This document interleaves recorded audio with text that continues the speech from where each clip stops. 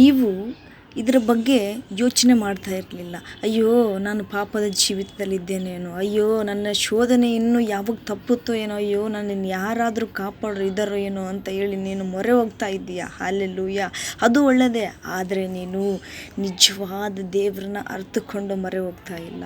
ನನ್ನ ದೇವರು ಎಲ್ಲ ಕಷ್ಟಗಳಿಂದ ನನ್ನನ್ನು ಪರಿಹಾರ ಮಾಡುತ್ತನ್ನೋದು ಪ್ರಕಾರವಾಗಿ ನೀನು ಪ್ರಾರ್ಥನೆಯಲ್ಲಿ ಇರುತ್ತಾ ಇಲ್ಲ. ಹಲ್ಲೆಲೂಯಾ, ಏನೋ ಬೇಕಾಬಿಟ್ಟಿಯಾಗಿ ನೀನು ಪ್ರಾರ್ಥನೆ ಮಾಡ್ತಾ ಇದೀಯಾ. ಆ ಪ್ರಾರ್ಥನೆ ಪ್ರತಿನಿತ್ಯವೂ ಕೂಡ ನಿನ್ನ ಜೀವಿತದಲ್ಲಿ ಒಂದು ಭಾಗ ಆಗಿರಬೇಕು ಪ್ರಿಯರೇ.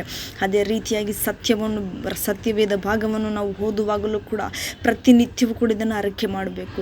ನಮಗೆ ಫೋನ್ ನೋಡೋದಕ್ಕೆ ಸಮಯವಿದೆ, ಟಿ ವಿ ನೋಡೋದಕ್ಕೆ ಸಮಯವಿದೆ, ಸ್ನೇಹಿತರ ಜೊತೆ ಕೂಡಿ ಆಟ ಆಡೋದಕ್ಕೆ, ಅವ್ರ ಜೊತೆ ಮಾತಾಡೋದಕ್ಕೆ ಸಮಯವಿದೆ. ಆದರೆ ಸತ್ಯವೇದವನ್ನು ಹಿಡಿದು ಓದಿ ಅದರೊಳಗಿರುವುದು ತಿಳ್ಕೊಳ್ಳೋದು ನಮಗೆ ಸಮಯವಿಲ್ಲ. ಹಲ್ಲೆಲೂಯಾ, ಯಾವುದು ನ್ಯಾಯ ಪ್ರಿಯರೇ ಇದು? ಸೊ ದೇವರದಕ್ಕಾಗಿ ಇಲ್ಲಿ ಹೇಳ್ತಾ ಇದ್ದಾನೆ, ನೀನು ಇಷ್ಟಪರಿ ನನ್ನ ಕೇಳ್ಕೊಳ್ತಾ ಇದ್ದೀಯ, ನನ್ನ ಪ್ರಾಣವು ಸಹ ಬಹಳವಾಗಿ ತತ್ತರಿಸುತ್ತದೆ ಅಂತೆ. ಸೊ ಇಲ್ಲಿ ನಿನ್ನ ದೇವರಿಗೆ ನನ್ನ ಪ್ರಾಣ ತತ್ತರಿಸುತ್ತದೆ ಅನ್ನುವ ಅವಶ್ಯಕತೆ ಇಲ್ಲ. ಯಾಕೆಂದರೆ ಆತನು ಕೇಳಲಾರಂಥ ಕಿವುಡನಲ್ಲ. ನಿನ್ನ ಪ್ರತಿಯೊಂದು ವಾಕ್ಯವನ್ನು ಕೂಡ ಆತನು ಕೇಳ್ತಾ ಇದ್ದಾನೆ. ಹಲ್ಲೆಲೂಯಾ, ನಿನ್ನ ವಾಕ್ಯವನ್ನು ಆತನು ಕೇಳ್ತಾ ಇದ್ದಾನೆ, ಹಾಗೆ ನಿನ್ನ ಪ್ರಾರ್ಥನೆ ಕೂಡ ಅಂಗೀಕರಿಸ್ತಾ ಇದ್ದಾನೆ. ನೀನು ಮಾಡಬೇಕಾಗಿರುವ ಕಾರ್ಯ ಏನು ಅಂತ ಹೇಳಿದರೆ, ಸೈತಾನನಿಗೆ ಕೊಡ್ತಾ ಇದೆಯಾ ಸಮಯ. ಹಲ್ಲೆಲೂಯಾ, ಅದನ್ನೆಲ್ಲ ಬಿಟ್ಟು ನೀನು ದೇವರಿಗೆ ಕೊಡು, ಪರಿಶುದ್ಧಾತ್ಮನಿಗೆ ಕೊಡು. ಮತ್ತೆ ಹೇಳ್ತಾ ಇದ್ದೀರಾ, ನನ್ನಲ್ಲಿ ಪರಿಶುದ್ಧಾತ್ಮ ಇಲ್ಲ, ನನ್ನಲ್ಲಿ ಪರಿಶುದ್ಧಾತ್ಮ ಇಲ್ಲ ಅಂತ.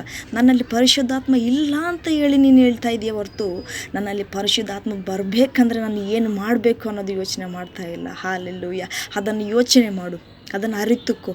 ಆಮೇಲೆ ನೆಕ್ಸ್ಟು ಏನು ಹೇಳಬೇಕಂತ ಹೇಳಿದ್ರೆ, ಸತ್ಯವೇದವನ್ನು ಸರಿಯಾಗಿ ಕ್ರಮಬದ್ಧವಾಗಿ ಓದು. ನಿನಗೆ ಇದೇ ಪ್ರಕಾರವಾಗಿ ಓದು ಅಂತಲ್ಲ, ನಿನಗೆ ಯಾವ ಟಾಪಿಕ್ ಸಿಗುತ್ತೋ ಅದು ಓದು. ಯಾಕೆಂದರೆ ದೇವರು ಪ್ರತಿದಿನ ಕೂಡ ನಮ್ಮ ಜೊತೆ ಮಾತಾಡುವವನಾಗಿದ್ದಾನೆ. ಹಲ್ಲೆಲೂಯಾ, ಯಾಕೆ ಅಂತ ಹೇಳಿದ್ರೆ ಪ್ರಿಯರೇ, ಏಸಪ್ಪನು ಏನು ಮಾತಾಡ್ತಾರೆ, ಇವತ್ತೇನು ಮಾತಾಡ್ತಾರೆ, ನಾಳೆ ಏನು ಮಾಡ್ತಾರೆ ಅಂತ ನಮ್ಮ ಹೃದಯ ಆತುರಿತಾ ಇರಬೇಕು. ಜಿಂಕೆ ಯಾವ ರೀತಿ ನೀರಿಗಾಗಿ ದಾಹಕ್ಕಾಗಿ ಹುಡುಕುತ್ತಾ ಇದೆಯೋ, ನಾವು ಕೂಡ ಆತ್ಮ ಸ್ವರೂಪನನ್ನು ಹುಡುಕಿದಾಗಲೂ ಆತನು ನಮಗೆ ಸಿಗುವಂತನಾಗಿದ್ದಾನೆ. ಹಲ್ಲೆಲೂಯಾ, ನೀನು ಎಲ್ಲಿ ಕೂಡ ಹುಡುಕಿದ್ರೂ ಕೂಡ ಸಿಗುವುದಿಲ್ಲ. ಯಾಕೆಂದರೆ ನಿನ್ನ ಅಂತರಾತ್ಮದಲ್ಲಿ ನೀನು ಹುಡುಕಬೇಕು ಆತನನ್ನು.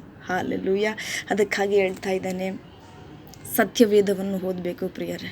ಇದನ್ನು ಮಾತ್ರ ಬಿಟ್ಟು ಕೊಡಬಾರ್ದು. ಯಾಕೆಂದರೆ ಮುಂದಿನ ಜೀವಿತದಲ್ಲಿ ನಮ್ದು ಹೇಗಿರುತ್ತೋ ಗೊತ್ತಿಲ್ಲ. ಯಾಕೆಂದರೆ ನಾವು ಯಾರನ್ನ ಇಷ್ಟಪಡ್ತೇವೋ, ನಾವು ಯಾರನ್ನ ಸ್ನೇಹಿತರು ಅಂತ ನಾವು ಭಾವಿಸ್ತೇವೋ, ಅವರು ನಮ್ಮ ಜೊತೆಗೆ ನಾಳೆ ಇರ್ತಾರೋ ಇಲ್ಲ ಗೊತ್ತಿಲ್ಲ. ಆದರೆ ಇದು ಶಾಶ್ವತವಾಗಿ ನಿನ್ನ ಜೊತೆ ಇರುತ್ತೆ, ನಿನ್ನ ಜೀವ ಇರೋವರೆಗೂ ಇರುತ್ತೆ. ನಿನ್ನ ಜೀವ ಹೋದ್ಮೇಲೂ ಕೂಡ ನಿನ್ನ ವಾಕ್ಯಗಳು ಹೃದಯದಲ್ಲಿ, ಆತನ ವಾಕ್ಯಗಳು ನಿನ್ನ ಹೃದಯದಲ್ಲಿ ಇದ್ದರೆ ಪ್ರಿಯರೇ, ಪರಲೋಕದಲ್ಲಿ ಸ್ಥಾಪಿಸಲ್ಪಡ್ತೀಯ. ಹಲ್ಲೆಲೂಯಾ.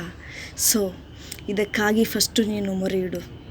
ಹಲ್ಲೆಲೂಯಾ, ಯಾಕೆ ಅಂತ ಹೇಳಿದ್ರೆ, ಬಹಳವಾಗಿ ನಾನು ತತ್ತರಿಸ್ತಾ ಇದ್ದೇನೆ, ಎಷ್ಟರವರೆಗೂ ನೀನು ಕೈ ಬಿಟ್ಟಿರುವಿ ಅಂತ ಹೇಳ್ತಾ ಇದೆಯಾ. ಆದರೆ ನೀನು ಏಸಪ್ಪನನ್ನು ಕೈ ಬಿಟ್ಟಿದ್ದೀಯಾ. ಹಲ್ಲೆಲೂಯಾ, ಯಾಕೆಂದರೆ ಭಾನುವಾರ ಬಂದರೆ ಸಾಕು ಪ್ರಾರ್ಥನೆ ಮಾಡ್ತೀಯ, ಶುಕ್ರವಾರ ಪ್ರಾರ್ಥನೆ ಮಾಡ್ತೀಯ, ಆಮೇಲೆ ಮಿಕ್ಕಿದ ದಿವಸಗಳು ಇದು ಅಲ್ಲ ಪ್ರಿಯರೇ. ಯಾಕೆಂತ ಹೇಳಿದ್ರೆ, ನಾವು ಪ್ರತಿನಿತ್ಯವೂ ಕೂಡ ಪ್ರಾರ್ಥನೆಯಲ್ಲಿರಬೇಕಂತೆ.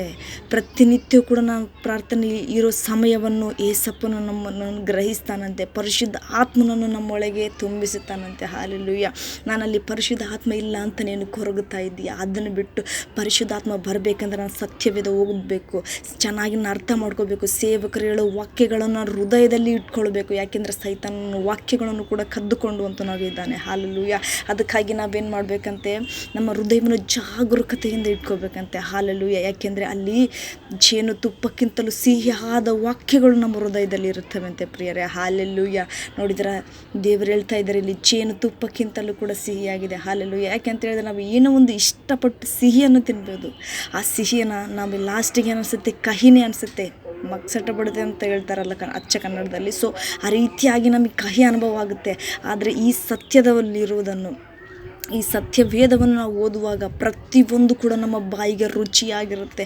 ಇದನ್ನು ತಿನ್ನುತ್ತಾ ಇದ್ದರೆ ನಿಜವಾಗ್ಲೂ ಹೇಳ್ತಾ ಇದ್ದಾನೆ, ಮತ್ತೇನು ಸಿಗುತ್ತಂತ ಆತುರದಿಂದ ಹುಡುಕ್ತಾ ಇರ್ತೇವೆ ಹೊರತು ಸಾಕಪ್ಪ ಅಂತೇಳಿ ನಾವು ಕಹಿ ಅನುಭವದಿಂದ ಇರೋದಿಲ್ಲ ಪ್ರಿಯರೇ. ಹಲ್ಲೆಲೂಯಾ. ಸೊ ಅದಕ್ಕಾಗಿ ಹೇಳ್ತಾ ಇದ್ದೇನೆ, ಸತ್ಯವೇದವನ್ನು ಅರಿತುಕೊಳ್ಳಬೇಕಾಗಿ ನಿಮ್ಮನ್ನು ಕೇಳ್ಕೊಳ್ತಾ ಇದ್ದೇನೆ. ಸತ್ಯವೇದವನ್ನು ನೀವು ಓದ್ತಾ ಇದ್ದೀರಾ, ಅದು ತುಂಬ ಸಂತೋಷನೇ. ಆದರೆ ನೀವು ಭಾನುವಾರ ಬಂದರೆ ಸಾಕು ಬೈಬಲ್ ತೆಗಿಯೋದು, ಶುಕ್ರವಾರ ಹೋದರೆ ಸಾಕು ಸಭೆಯಲ್ಲಿ ಹೋದರೆ ಮಾತ್ರ ನೀವು ಬೈಬಲ್ ತೆಗೆಯೋದು, ಇದು ಅಲ್ಲ ಪ್ರಿಯರೇ.